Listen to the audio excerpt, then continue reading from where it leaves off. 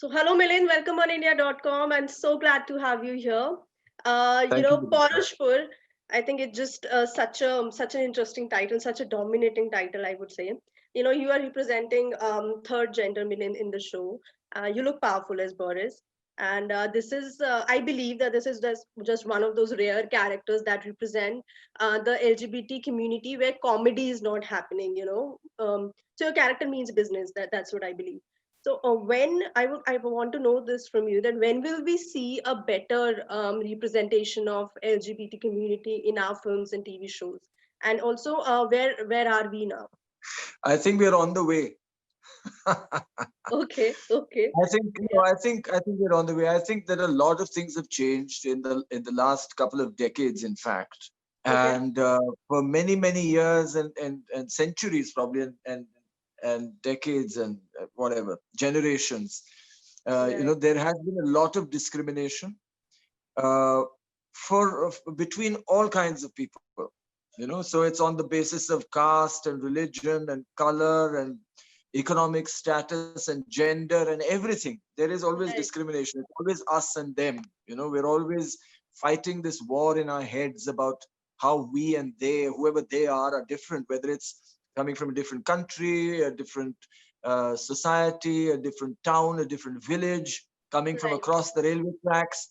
I mean, whatever it might be, that we always have this thing about us and them, and that's where discrimination just right, creeps in. right, So I think what Boris's character is trying to say in Paurushpur is that we need to look at each other from the human perspective. No matter okay, where we come from, who we are, what we do, if we recognize each other as human beings and begin to accept and understand each other as human beings, a lot of the discrimination will just go away. So he right, feels that himself. I'm sure he probably didn't notice the discrimination that was present against women per se, because again, maybe we are also numbed to so much discrimination. We don't even notice sometimes when there is right, discrimination happening. right, And maybe the same with him, but he's in a unique situation where he is a eunuch, and in Paurushpur he's the only one. We don't see any other character who's a eunuch.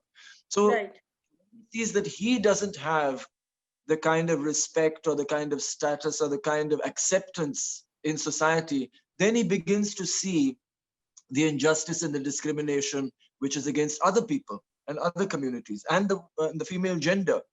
And he right, begins to fight. He wants to fight for that recognition and that respect and that acceptance. right, So that's how his character is, and that's how we've approached it. We haven't really approached it from, like you said, there is a stereotype right, in most absolutely, of the presentations when it comes to eunuchs or any other gender apart from the two. And we've tried to stay away from that. So we approach Boris as a human being, as a person. Okay, right, he is a right, eunuch. He likes to dress in a certain way, but we approach him as a human being with his own dreams, his own desires, and all of that. So we in fact we consciously try to stay away from any particular mannerisms or any particular body language or particular way of dressing as well. So he's more right, fluid in his dressing sense. He doesn't right, wear what you expect. It's his, right, it's his, it's really a whim. He's a creative. It's like he's a creative person and he just wears what he wants. He's gender right, fluid. Of course, mm-hmm, he's a eunuch, but in his expression, he's gender fluid. mm-hmm, mm-hmm. So I mean, So those Milind, stereotypes are something that we consciously stayed away from. yeah, yeah, yeah. And now that you are, yourself saying that, it's been the third gender has been stereotyped so badly within our industry. Yeah. I also find that, there's this a bit of a scary representation of the gender, like this character has to be, overtly dramatic most of the times. It has to be loud, it always have to wear a giant red bindi or, scream in most scenes to prove the point. So do you think that industry has also tried to just build a sort of scare around third gender in its representation? Not particularly. I don't think they've tried to do anything. In fact, in most cases, like if you see a film like The Square Circle, which had Sonali Kulkarni and Nirmal Pandey in it. And this film was made about 30 years ago, 25 or 30 years ago. Um, again, the treatment of that character was beautiful. He was a person. It was a person. There was nothing overt, no stereotyping, no typecasting, nothing. You just see Nirmal Pandey as a person first, as a human being first, rather than anything else. In a situation, and how he deals with that situation. But what has happened mostly is we don't go to that depths to explore people as human beings. We want, and not just when it comes to the third gender or other genders. When it comes to any character, sometimes the stereotyping is so much, and the typecasting is so much that we lose that human element. We look at only the entertainment value or the drama, and all of that, and we don't see them as human beings. So I'm sure there are, like I mentioned, Square Circle. There are examples where there has been a more sensitive portrayal of a human being. And we've tried to do that in Paurushpur as well with Boris. Right, right. So, Milind, I heard you talking in an interview where you were saying that you are used to do things and take up projects, say whether in the fashion world or in the movies that nobody else takes. So I want to know from you, is it the first time where have you been asked to play a trans person, or if you were you asked to play, say, a homosexual person before? Yes, of course. I mean, I have. So, like I said, that I've been asked to play characters that nobody else would do in fashion. I Right, definitely knew that there were clothes sometimes that designers would make, and even models would sometimes be a little hesitant to wear those male models, hesitant to wear those clothes. But I have done it, and I loved experimenting all the time, and even right, in as an actor. I'm sure lots of actors would have loved to play this role. I don't think this kind of role would have been refused by any actor, who really right. wanted to have a kind of challenge and a new character to explore. And I have played a homosexual character before, but very small, tiny characters in Do Paise Ki Dhoop Charane Ki Barish, or maybe it's the other way around. It was a film made by Deepthi Naval, and I'm playing Rajat Kapoor's boyfriend as a very tiny cameo. I just have 2 or 3 scenes. That's it. So I don't have anything against playing any kind of character. I mean, as an actor, I really want to explore Right. a different kind of thoughts, different kind of beliefs, different emotions, different situations. And unless you play different characters, you can't explore that. And if you don't allow Right. yourself to do different characters, then as an actor, you're not an actor. You're just a famous person. You're not Yeah. you're Yeah. not an actor Yeah. because you're not So, Milind, allowing yourself um, to do that. what stopped the actor in you to actually then pursue, say, a larger career in the mainstream cinema? Like, I mean, you are such you are fabulous. You have this extensive zeal to act, and despite the fact that you're so fit, I think fitter than say most Bollywood actors combined. Why didn't you actually pursue a career there? So to me, Did it was always a question of balance. I enjoy acting, but it's not my whole life. To Okay, me, okay, when I act in a project, any project, it's like I'm taking a holiday. It's like I'm living in a small bubble, which I love that for that moment, and then I come out of it, and then I'm back to real life and the other stuff that I do. So as a person, I've always enjoyed doing different things in my life. mm-hmm. So I started my first company in 1989, which is an event company, and I'm still an event Right, manager. I right, still manage events after more than 30 years.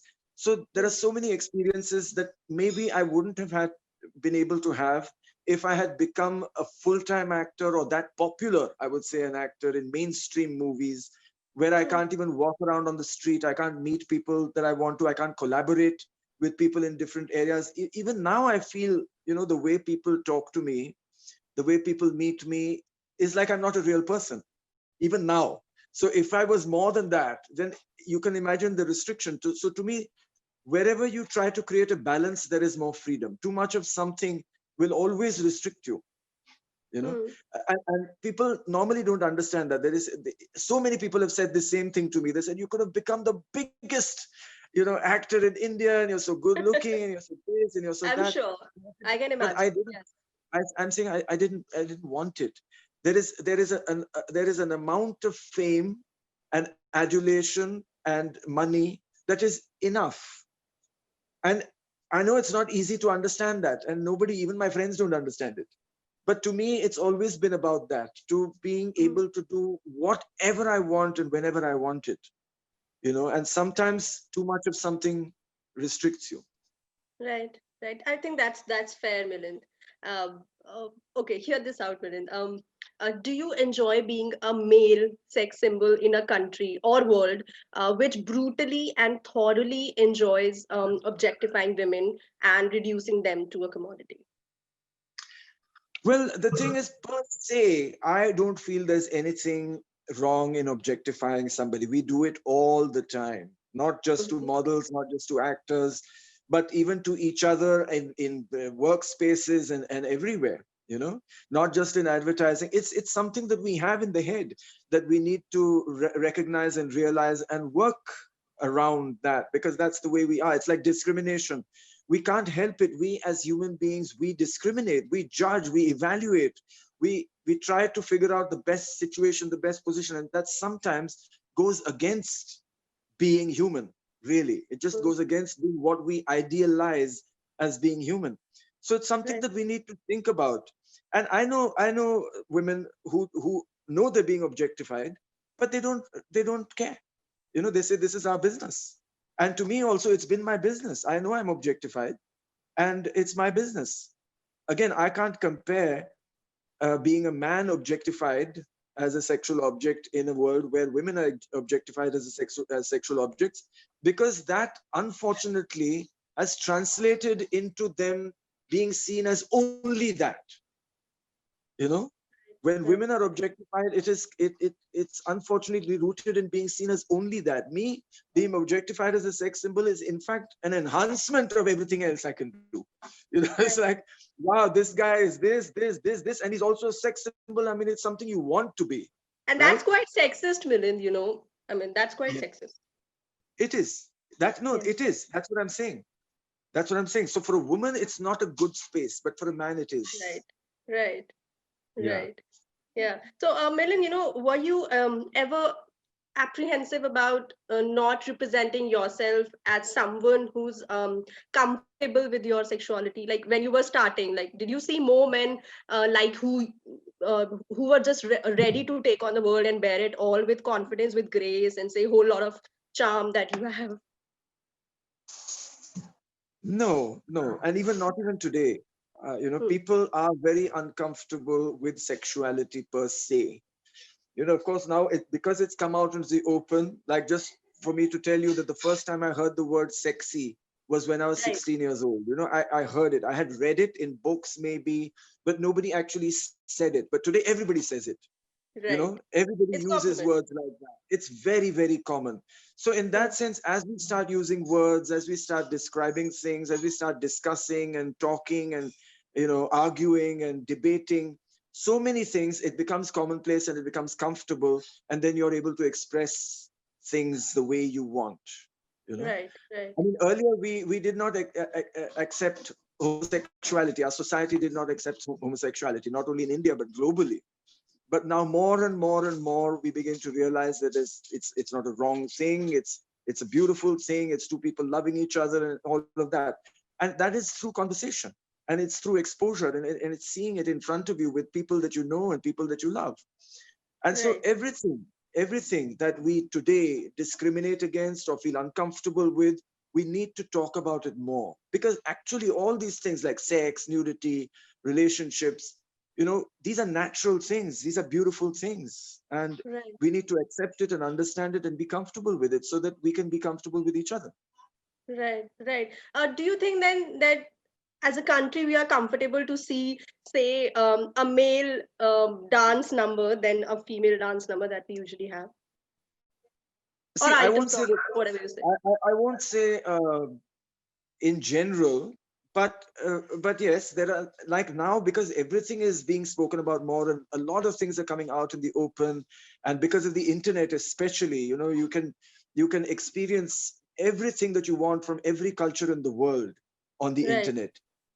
People are becoming right, more and more comfortable with these ideas and with these cultures and these concepts and these thoughts and beliefs and expressions. But there are still some people who kind of shut their eyes and say, no, this is wrong. this we cannot accept. I mean, there are people like that, and there will always be people like that, but they will be fewer and fewer and fewer as we go into the Yeah. future.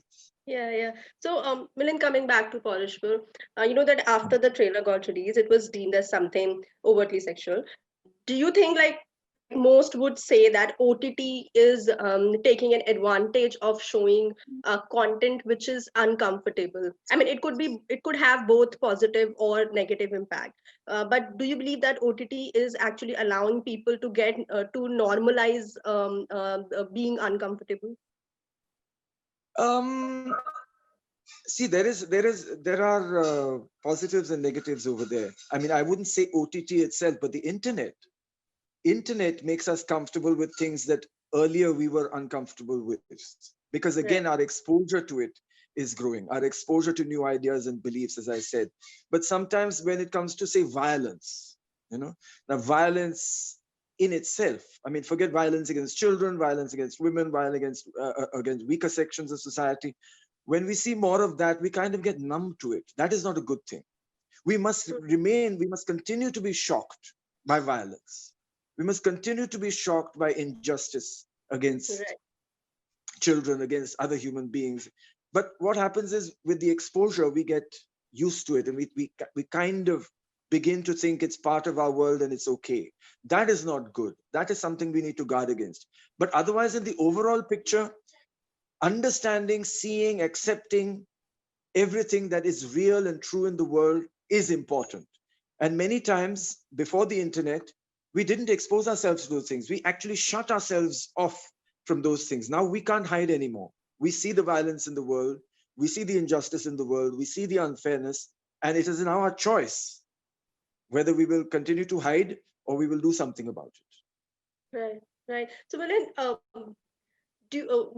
whenever you take up a project, a film or a show, what do you see first? Like, do you see your character or do you see the whole story, the impact of the whole story? What is more important to you? I think the impact of the whole story, of course, is Mhm. more important uh, when I look at it, because I love storytelling. I like stories. But of course, when I look at my character, it has to be something that I haven't done before, I haven't been a part of before, or that I want to explore more deeply. And I feel that in this kind of a story, that will be possible. So one is, of course, the story. One is my character. The third thing, and really important to me, is the director. Just to once I've had the conversation with the director, I feel that yes, we are on the same level of sensibility about this story that we want to tell. These are the three Right. things to me that are very important. Okay. Okay. So, Milind, I'm just asking you this out of curiosity also. Like, you know how I think For your Made in yourself, India came in. Hello. for yourself. For out of curiosity, it's like, and I'm sure that many of your fans would also want to know this, that Made in India, I think, came in 95, and you have been in the industry for over 25 years now. What is it that now Over 30 excites years. over 30 years? Yeah, Over I mean, 30 years. including the modeling phase No, also. of course, of course. Yes. Yeah. So, I mean, I want to know what is it that you now want to do? Like, what character would excite you? What would you be interested in doing? How do you see yourself, say, as an actor in the coming years? What is happening there? So I don't see myself. I would like to, because acting is something that you do in public. I would like other people to see me. So what that means is that if I'm offered a role that I can't imagine myself playing, then that is exciting for me. So I have not imagined this about myself, but somebody looks at me and says, this guy will be able to play this character. That Right, is something that's interesting. So that surprise for me in how other people perceive me as an actor, that is interesting. right, So I right. can't So, say. Of course, there are certain stories that interest me. I myself have written some stories down, and I say, oh, it'll be nice to, to tell this story, and this character is interesting. But what is more right, interesting is when a director comes to me and says, I want you to play this role. You know. And when absolutely. Yeah. Paurushpur actually came, they didn't come to me with this role. They came to Okay. me with the role of the king. Oh, wow. And And why did you and decline I that? said, because I've played a king before, Right. even though this is a very different role, very complex. And I think Anu Kapoor has done a fantastic job. I've had a few scenes with him, but I wanted to play I didn't want to play a king. That was just my thing. I said, no, not a king. Then I saw this character and I said, what does this character do? Hmm. And I thought that was definitely more interesting. So I said, I want to play this character. Right, right, right. So, Milind, before I wrap up this interview, just like a quick question, a quick tip, or a health ritual that you really, really follow and that can work on anybody, despite gender, despite whatever health condition the person is in. Something really, really good and something that will really work on everybody, and we can trust you with that, whatever you say. Of course you can. So it's nothing that is very, very specific. It's something that you have to get yourself to do. It is basically choose an activity, a simple, easy activity that you can enjoy that is outside your lifestyle, which becomes then an exercise, and do it regularly. Okay, That's my tip. Do like a it physical regularly. activity. Any physical activity, even a mental Right, activity, because to me, fitness starts in the mind, And when we're mm, talking about fitness, it's not about six pack and it's not about biceps. It's about how you deal with your life, how you deal with your right, life in a positive way. You go through experiences, you learn something positive from them. That determines your level of fitness, not how much you right, can run and how much you can lift. So it starts in right. your mind. You start making positive choices for yourself. You start understanding yourself better. And exercise is definitely a way to learn that. Because when you exercise is an experience. Every time you exercise, every day, you learn something more about yourself, physically, mentally, emotionally, Right. spiritually. Yeah, yeah, absolutely, absolutely. Thank you so much for talking to us, Milind. And there's some this fabulous work that you're doing, inspiring the entire country to just get fit every Thank day. So thank you so you. very much. Thank you. Thanks, Vinita.